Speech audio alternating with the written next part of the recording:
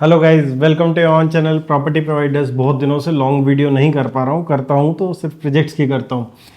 उसके पीछे रीज़न ये है कि ज्ञान बहुत बहुत टाइप के दिए जा रहे हैं, तो मैं कुछ चीज़ें मिक्स मैच नहीं करना चाहता था। बट मेरा पॉइंट ऑफ व्यू मैं आज आपके सामने रखने वाला हूँ कुछ चीज़ों को लेके। सबसे पहली चीज़ इसमें ये है कि गुड़गांव मार्केट करेक्शन की तरफ जा रही है। सभी लोग डिक्लेयर कर चुके हैं कि गुड़गांव मार्केट करेक्शन में है और करेक्शन की तरफ जा भी रही है और डीपली स्टेजेस में जाती रहेगी। एक तो हम लोग इसको समझने की कोशिश करेंगे। दूसरा सबसे बड़ी चीज़ है क्या आज जो मार्केट है वो सेलर्स की है या बायर्स की है, इसके बारे में डिस्कशन करेंगे। तीसरा, अगर आज किसी को अपने लिए घर लेना है या इन्वेस्टमेंट करनी है तो वो कहाँ पे जाए।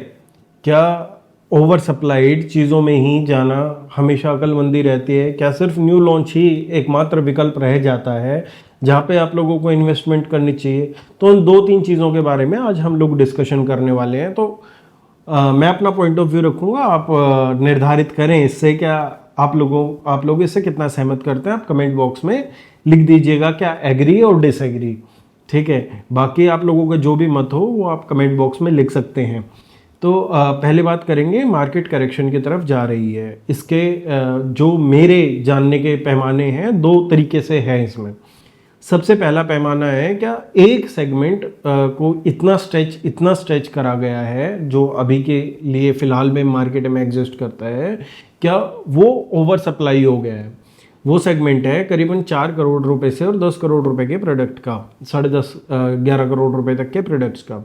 ये सेगमेंट में इतने सारे ऑप्शंस आप लोगों को मिलेंगे कि यहाँ पे ऑलमोस्ट आप लोगों का निकलना बहुत भारी होता जा रहा है। हाँ, एग्जिट पहली बात तो मैं हमेशा हर एक वीडियो में कहता हूँ कि किसी ने 20-30% पैसे दिए और उससे पैसे कमा लिए तो वो साइकिल, मार्केट एक साइकिल है, साइकिल्स अप डाउन के हिसाब से ही चीज़ें चलती हैं। अगर आप लोग कहीं पे चल रहे थे मार्केट की किसी रिवाइव वाली साइकिल में, अब आ रहे हैं आप लोग, जब आप लोग चढ़ती हुई साइकिल में चल रहे थे तो वहाँ पे पॉसिबिलिटीज़ थी। बट आज आप ये कहें कि मैं 20-30% पैसा देके या पिछले 6 महीने में साल भर में कोई प्रोडक्ट खरीदेंगे 30% पैसा देके बहुत मोटा पैसा निकाल पाऊंगा, ये नेक्स्ट टू इम्पॉसिबल हो जाता है। ये हर एक मार्केट साइकिल में होता है। मैं करीबन 2 साइकिल्स देख चुका हूँ मार्केट के, और गुड़गांव रियल एस्टेट के स्पेशली। ऐसा नहीं होता है कि आज आप गुड़गांव छोड़ के चाहे बेंगलोर चले जाएं, चाहे आप पुणे चले जाएं, तो हर एक जगह ये जो मार्केट साइकिल है ये सेम कॉपी पेस्ट हो रही है। ऐसा कहीं पे भी नहीं है।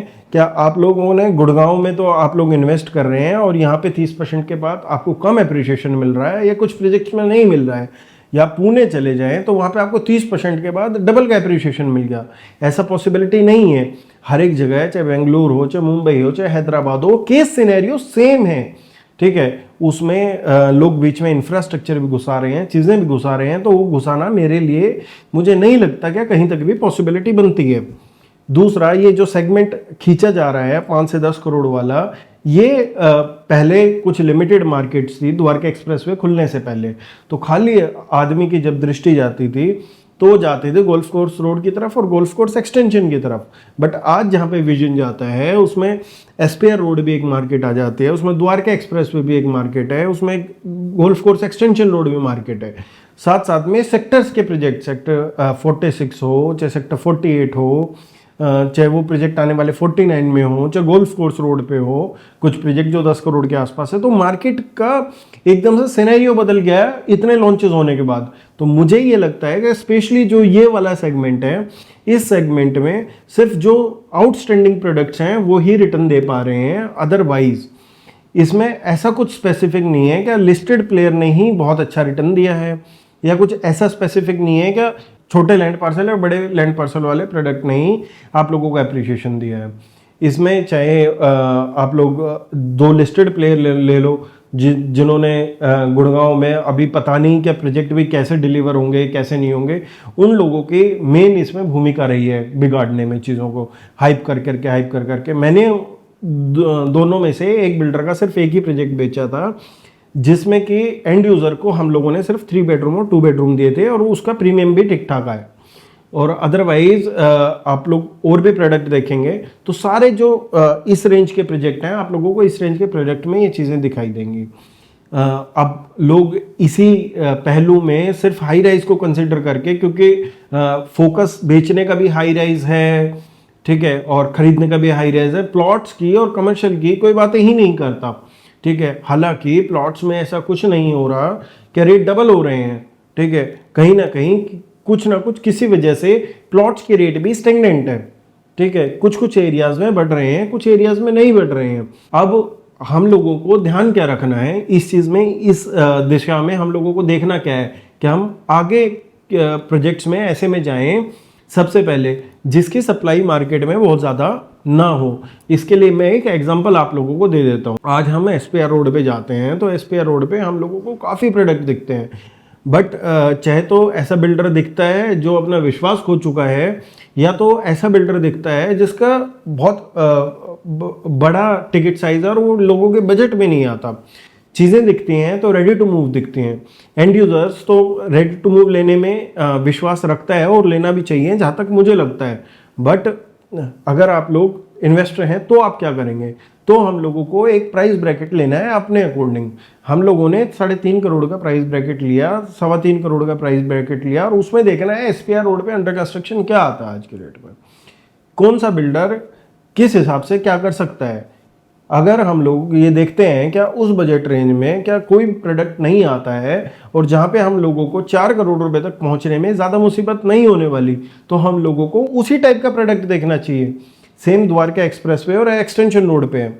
इसमें कोई प्राइस ब्रैकेट में नहीं लगा रहा हूँ, इसमें सिर्फ एक समझने की बात यह है कि जिस रेंज के प्रोडक्ट, अब जैसे एक बिल्डर का नाम लेकर आपको समझाता हूँ। एक बिल्डर ने है कॉन्शियंट, उसने लॉन्च किया था अपना इलायरा, ठीक है। उससे पहले उसने लॉन्च किया था पार्क। अब पार्क लॉन्च किया था 14,500 रुपये में, जो आज की डेट में 15,500 रुपये में बेच रहे हैं। पेमेंट प्लान फ्लेक्सिबल है 15,500 में, और 17,000 रुपये में भी बेच रहे हैं वही सेम प्रोडक्ट, क्योंकि उसमें 25-75 पेमेंट प्लान है। अब वहीं पे इलायरा को देखा जाए तो 13.5 में बेचा था, अब वो जो प्रोडक्ट ला रहे हैं वो 15.5 में ला रहे हैं। अब वहाँ पे 80 सेक्टर की अगर हम लोग गणित समझे तो आज की डेट में एचएसवीपी से ऑक्शन जो लैंड थी उससे कम उनका पड़ता ही नहीं खाता, क्योंकि वो लैंड महंगी खरीदी हुई है। अब वहीं पे जो आपका एल्टिको है वो महंगा प्रोडक्ट है। आशियाना होगा, आशियाना सबसे बाद में लैंड खरीदी थी, वो उससे महंगा लाएगा, 15,500 से महंगा लाएगा, ठीक है। त्रेहान है वो 19,500-20 हज़ार की बातें कर रहा है, तो बचा ही क्या प्रोडक्ट। तो 15,500 वाला प्रोडक्ट क्यों अप्रिशिएशन नहीं देगा अगर हम लॉन्ग टर्म विजन रखें तो। ये हम लोगों को देखने, सोचने और समझने की बहुत ज़्यादा ज़रूरत है। तो इसी टाइप से हम लोगों को प्रोडक्ट सेग्रीगेट करना है। और जैसे मैंने आप लोगों को 2 छोटे प्रोडक्ट बताए, ऐसे 2 बड़े प्रोडक्ट के एक एग्जांपल मैं आप लोगों को देता हूँ। आज अगर सबसे ज़्यादा प्रीमियम है 2 प्रोडक्ट में, तो एक्सप्रेस वे पे एलान में है अंडर कंस्ट्रक्शन में, और गोल्फ कोर्स रोड पे डीएलएफ हार्बर में है। तो ऐसा स्पेसिफिक रीज़न नहीं है क्या सिर्फ और सिर्फ छोटे लैंड पार्सल वाले पे ही या छोटे टिकट साइज पे ही प्रीमियम आएगा। प्रोडक्ट टू प्रोडक्ट भी डिपेंड करता है कि कौन से प्रोडक्ट पे प्रीमियम आएगा। तो मार्केट तो आप लोग ये बोल सकते हैं क्या करेक्शन में है, बट ये नहीं है कि प्रोडक्ट में प्रीमियम ही नहीं आएगा। अगर वो ध्यान से और सोच समझ के लिया जाए लॉन्ग टर्म के हिसाब से, तो मुझे लगता है कि आज भी मार्केट में कुछ बचा है। करेक्शन ज़रूर है। और उसके बाद अगर हम लोग बात करें दूसरे पॉइंट की, क्या मार्केट सेलर का है या बायर का है। अगर आप अंडर कंस्ट्रक्शन सेगमेंट में देखेंगे तो जो अंडर कंस्ट्रक्शन का सेगमेंट है जिसमें लोग एंटर कर चुके हैं, और आज वो मैं फिर दोबारा से बोल रहा हूँ, सिर्फ 10% पूरे मार्केट में, 10 से 20-15% या 20% मुश्किल से ऐसे आदमी होंगे, 20% भी नहीं, 10 से 15% पूरी मार्केट में आदमी हैं जिन लोगों ने लालच में आके 20-30%, 10% पैसा दिया और वो प्रीमियम के उसमें थे। अदरवाइज लोग नहीं है बहुत सारे, सबके एक बाइंग कैपेसिटी है जो होल्ड कर सकते हैं। सबकी पॉकेट्स बड़ी हैं गुड़गांव में, ऐसे छोटे पॉकेट्स वाले बहुत कम लोग हैं जिन लोगों ने प्रोडक्ट खरीदते गए और एंड में आके कुछ पूंजी सीमित रहने की वजह से उनका नहीं बिक रहा। तो आज अगर आप लोग ये देखेंगे अंडर कंस्ट्रक्शन सेगमेंट में ही आप लोगों को सेलर की मार्केट नहीं, बायर की मार्केट दिखने को मिलेगी कुछ कुछ प्रोजेक्ट्स में, सभी प्रोजेक्ट्स में नहीं, कुछ प्रोजेक्ट्स में। वो प्रोजेक्ट भी करीबन उनकी संख्या 30 से और 40% की है। ठीक है, तो ये आप लोगों को जानना समझना ज़रूरी है क्या सेलर की मार्केट कहाँ है कहाँ नहीं है। अगर आप लोग प्लॉट्स में आज भी जाएंगे, अगर आप लोग अच्छे प्रोडक्ट्स में, आर्बर जैसे प्रोडक्ट्स में, एलान जैसे प्रोडक्ट में आज भी जाएंगे, तो आज भी सेलर अपना अच्छा खासा प्रीमियम कमांड करता है। अगर आप लोगों ने प्रोडक्ट ही ऐसा लिया है जहाँ पे मार्केट का तरीका नहीं है चलने का, तो उसमें आप लोग देख सकते हैं क्या होगा क्या नहीं होगा। दूसरा, आज हम लोग गड्ढे में कहाँ जा सकते हैं, सबसे ज़रूरी और सोचने समझने की बात ये है कि हम लोगों को कहाँ नहीं जाना। जाना तो वो तो मैं भी बता रहा हूँ, सब लोग बता ही रहे हैं क्या कहाँ जाना है, कहाँ नहीं जाना। सबसे इंपॉर्टेंट चीज़ ये है, जो मेरा तीसरा पॉइंट, न्यू गुड़गांव में, सेक्टर 83 में, सेक्टर 86 में, सेक्टर 92 में, द्वारका एक्सप्रेसवे सेक्टर 106 में, 102 में, ठीक है। यहाँ पे 5 तो मैंने आपको साइट्स बता दी, सेक्टर 81 में 6। यहाँ पे ऐसे प्रोडक्ट आने वाले हैं जिनका रेंज 2.25-2.5 करोड़ रुपए से शुरू होगा और 3.5-4 करोड़ तक जाएगा। तो आने वाले टाइम में, जब ये आने वाला साल होगा, मतलब कि अगले साल जो मिड तक का, सेकंड क्वार्टर तक का होगा, तो ये सारे प्रोजेक्ट आप लोगों को दर पर दर लॉन्च होते हुए दिखाई देंगे। सेकंड नहीं तो थर्ड क्वार्टर तक सारे प्रोडक्ट लॉन्च होते हुए दिखाई देंगे। तो जो सप्लाई है वो सप्लाई थोड़ी नहीं बचने वाली 2.5 करोड़ रुपए बाहर की। बट उसमें सबसे बड़ा कैच ये है, जो मुझे लगता है, क्या आप लोगों को रेट देख के नहीं, आप लोगों को बिल्डर देख के एटलीस्ट जाना चाहिए, क्या बिल्डर वो बना देगा। अगर वो प्रोडक्ट नहीं बन के मिला तो वो प्रोडक्ट सस्ता लेने का भी कोई यूज़ नहीं है। हाँ, न्यू गुड़गांव में आप लोगों को 12,500 से 14,000 रुपये, 14,500 रुपये, द्वारका एक्सप्रेसवे में 15,500 रुपये से 17,500 रुपये ये लॉन्चिंग होती हुई दिखाई देंगी, जहाँ तक मुझे महसूस होता है, जहाँ तक मुझे लगता है। अभी बिल्कुल भी ग्रीड में आने का टाइम नहीं है, किसी भी तरीके से ग्रीड में आने का टाइम नहीं है, चाहे वो बिल्डर को लेके बैठो, चाहे वो प्रोडक्ट को लेके हो। तीसरा, अपनी थिंकिंग बिल्कुल क्लियर रखनी है हमने कि हमें जिस भी प्रोडक्ट में इन्वेस्ट करना है, मिनिमम ये सोच के चलना है हमें इसकी सुपर स्ट्रक्चर तक, मतलब कि ओसी तक जब तक हम पहुंचेंगे, जब तक खड़ा नहीं हो जाता, पेंट नहीं हो जाता प्रोडक्ट, जब तक तो उसके पैसे देने ही देने हैं। बाकी मुझे 100% पैसे देने पड़ सकते हैं।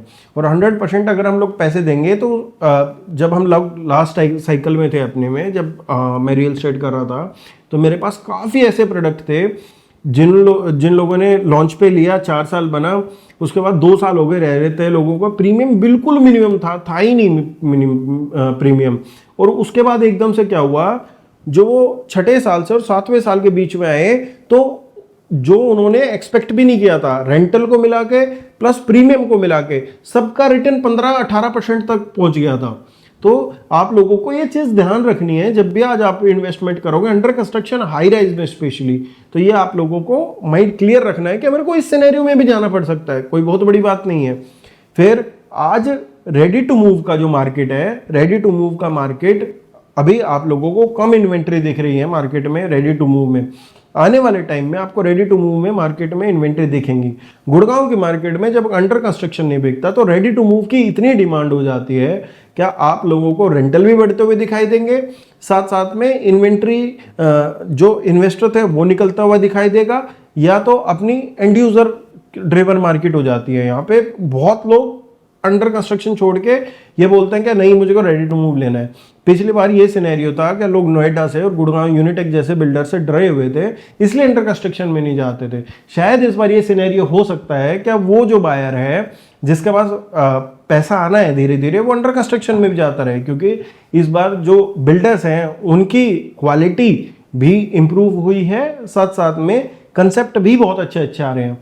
तो ये बिल्कुल हो सकता है कि आधी मार्केट रेडी टू मूव की तरफ और आधी मार्केट जिसके पास कैश फ्लो अभी तैयार नहीं है अंडर कंस्ट्रक्शन की तरफ जाए।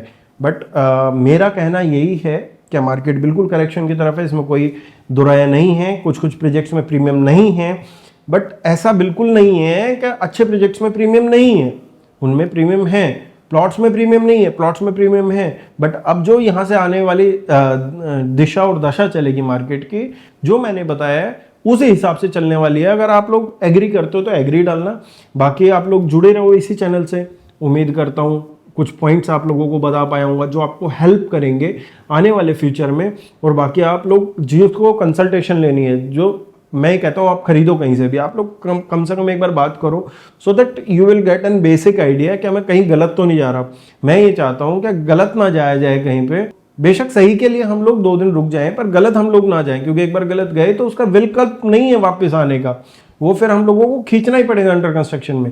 रेडी टू मूव के लिए मैं ज़रूर ये कहूँगा कि रेडी टू मूव मार्केट हमेशा ठीक ठाक चलती आई है। जब अंडर कंस्ट्रक्शन ने रिटर्न दिया तो रेडी टू मूव ने भी उतना ही रिटर्न दिया। तो आप लोगों को बिल्कुल उसमें नहीं जाना किसी के बहकावे में, या इसमें ये है उसमें वो है। रेडी टू मूव मार्केट आपको आपका समझ आता है, 2 बेडरूम 3 बेडरूम ये बजट है आपका, लेआउट समझ आ रहा है, ओपन एरिया समझ आ रहा है, सारी चीज़ें समझ आ रही है, जाओ रेडी टू मूव खरीद लो। किसी के फालतू के ज्ञान की जरूरत ही नहीं है। अगर आप लोग जितना फालतू का ज्ञान लोगे आप उतना अपना EMI रेंट इनका बर्डन बढ़ाते जाओगे। यही सिर्फ मेरा टेक था। बाकी आप लोग चैनल पे बने रहें, चैनल को सब्सक्राइब जरूर करें जिनको वीडियो समझ आई हो। मिलते रहेंगे अगली वीडियोस में। धन्यवाद।